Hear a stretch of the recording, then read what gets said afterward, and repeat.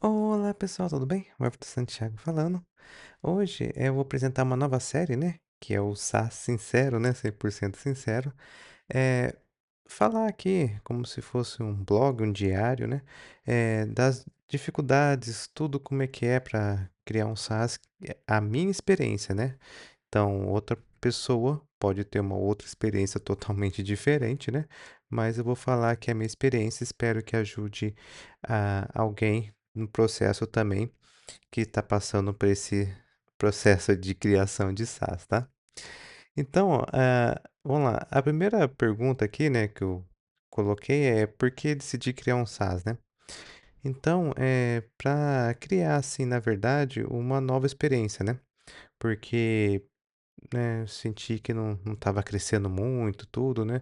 Falei assim, o que que eu posso fazer para crescer nesse sentido de carreira, conhecimento, né? Então, eu decidi fazer um SaaS, né? Que ele vai englobar todo conhecimento geral da aplicação de ponta a ponta, né? E, e eu falei assim, vamos ver o que que vai dar, né? Então, a primeira coisa que eu fiz, eu já iniciei, né? Já faz um mês, assim, mais ou menos, que eu já iniciei. Então, já tenho uma bagagem, um pouquinho de bagagem que eu posso comentar aqui, né? Então, a diferença de um micro SaaS e de um SaaS, né? O micro SaaS é uma coisa, assim, muito específica. É uma coisa que tem uma página, duas páginas no máximo, né? Que resolve um problema sozinho, né? Ele é meio que isolado, né?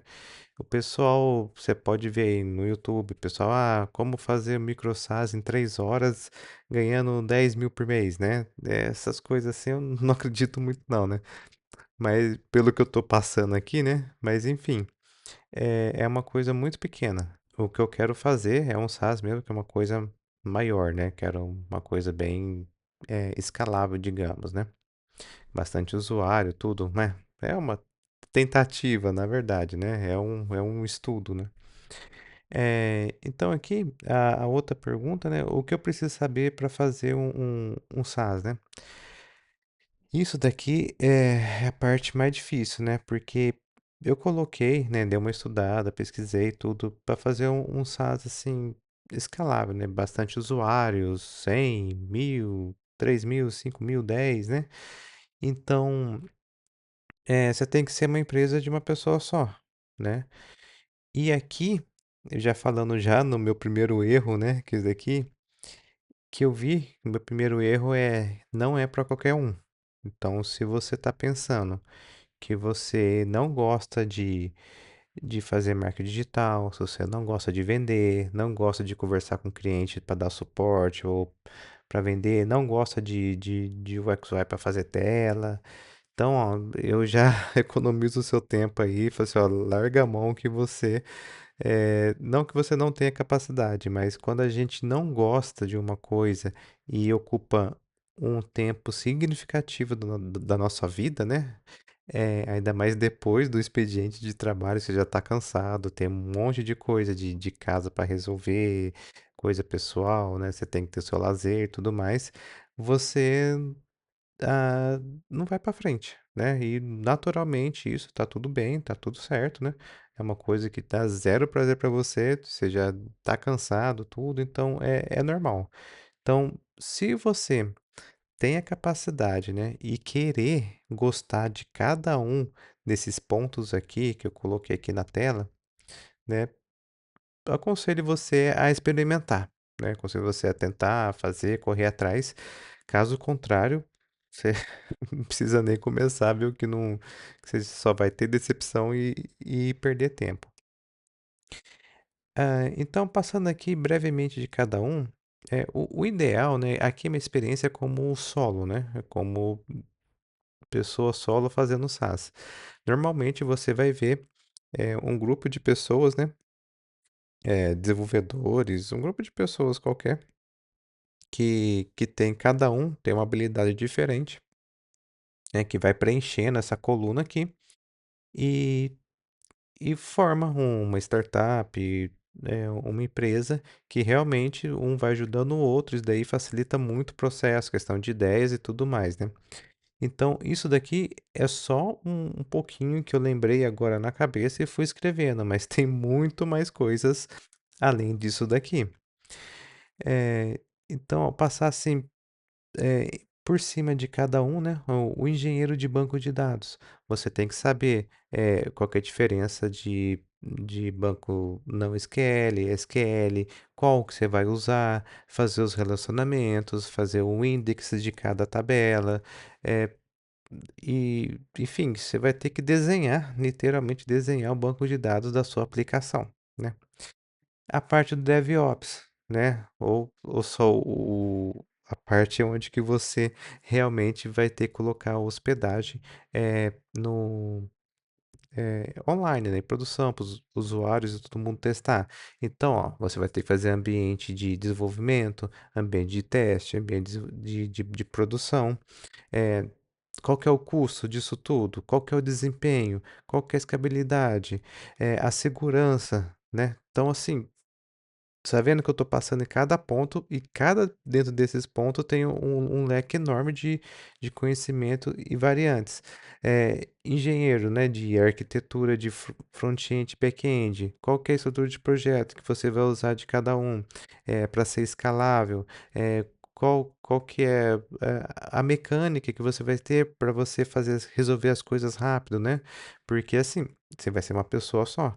Você não pode ficar perdendo uma semana inteirinha só no código, tentando resolver, achando um problema, porque você vai ter que vender, você vai ter que dar, dar suporte, você vai ter que colocar coisa nova na sua aplicação, e você não pode ficar perdido lá, né? Então, assim, tá vendo como o negócio é muito mais amplo do que você pode imaginar, né?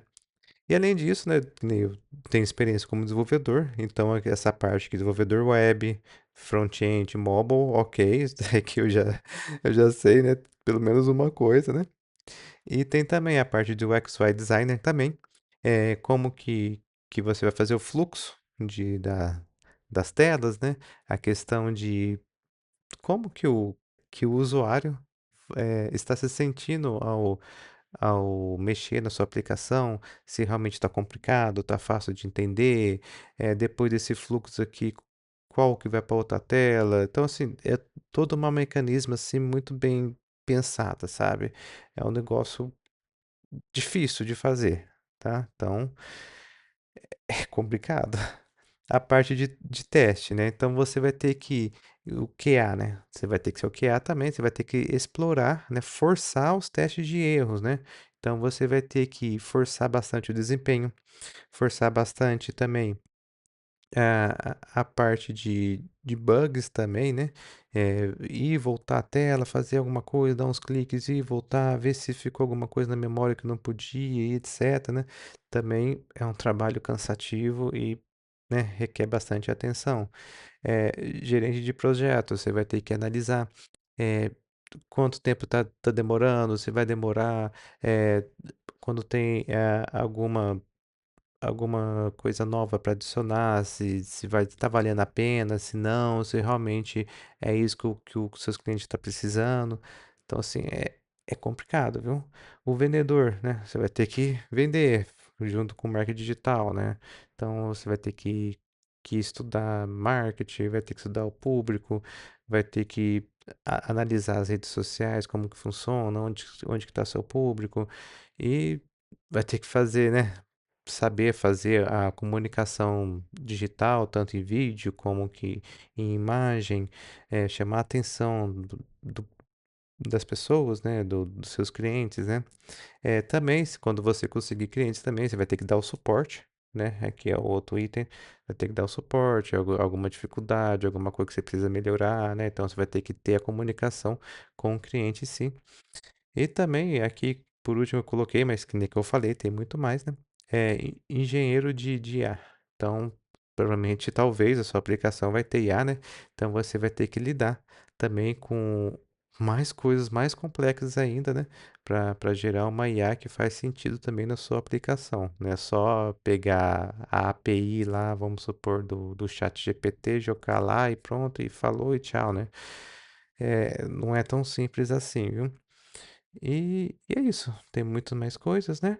E Aqui também, comentando também, aproveitando que eu tô lembrando, né, que esse vídeo é sem roteiro, o dos meus outros erros também que eu tive ao iniciar, né, foi quando que eu li um livro, né, que é, ai, talvez eu coloque aí na capa, né, mas é alguma startup enxuta, acho que é uma coisa assim, né, que ele fala sobre MVP, né. MVP seria, fazer o mínimo, viável de produto. Eu não lembro exatamente a tradução, mas seria fazer o mínimo possível para você poder vender, né.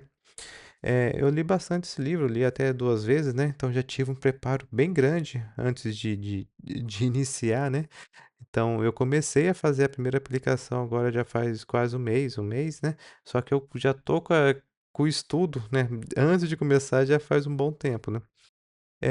Eu vi, entendi como é que funciona, né, algumas coisas, assim, eu fico preocupado de aplicar, porque particularmente eu não concordo, tipo, de colocar um MVP muito simples, né, aí você vai tentar vender, "Ah, não consegui. Ah, a ideia não foi boa". Bom, na verdade, não é que a ideia não foi boa, é que o MVP seu tá tão MVP, que tá tão simples que o pessoal não já tem coisas melhores aí no mercado com o mesmo preço, né, mesmo preço, às vezes mais barato, às vezes até um pouquinho mais caro, mas já tem uma coisa mais completa, né.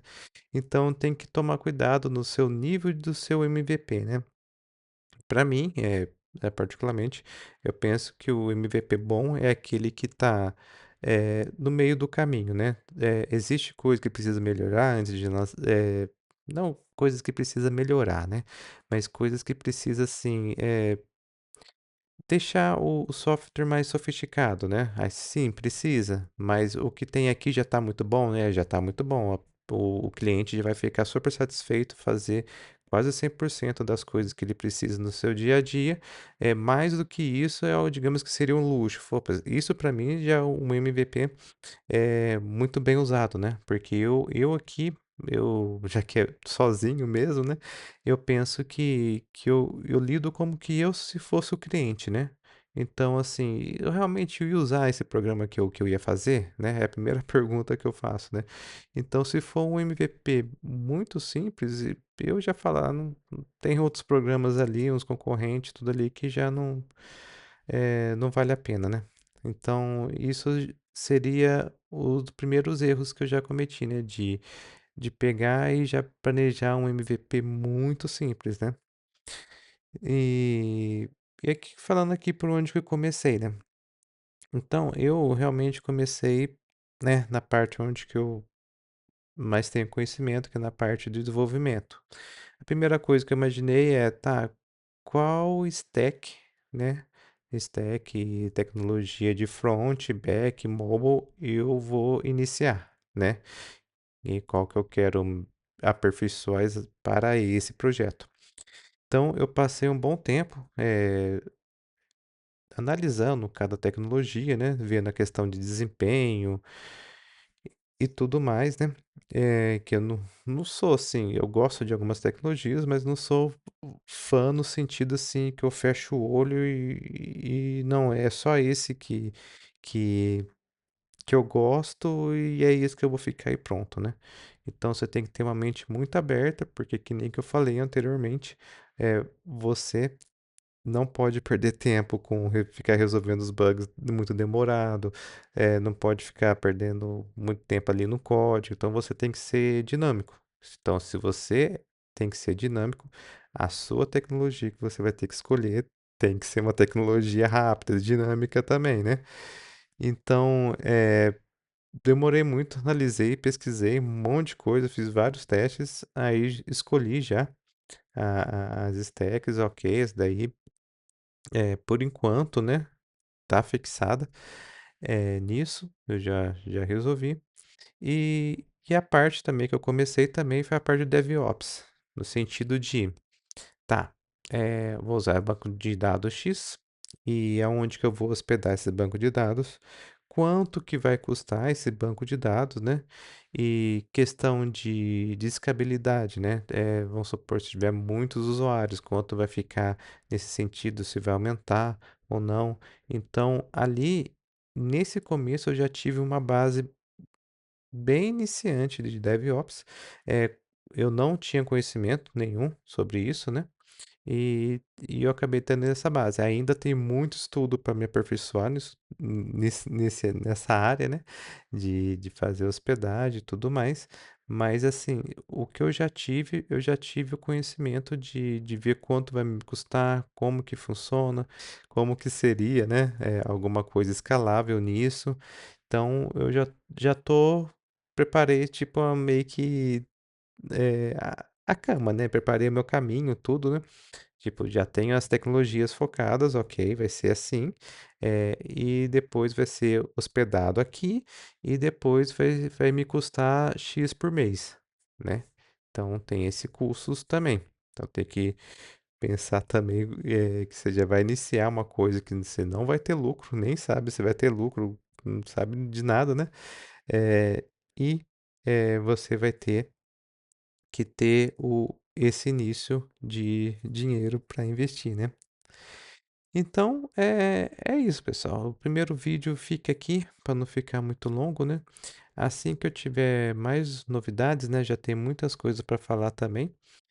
Eu já vou postando aqui também.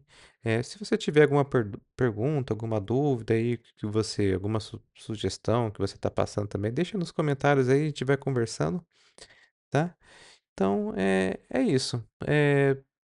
De qualquer forma, né, deixando uma mensagem bem clara, né, se você quer mesmo fazer seus SaaS, faça, né, para você sentir na pele. Mesmo que você não gosta muito de marketing digital, não gosta muito de ficar, sei lá, do XY, de QA, ficar testando, só faça, porque tem muitas coisas aqui que eu não sabia que eu ia gostar também.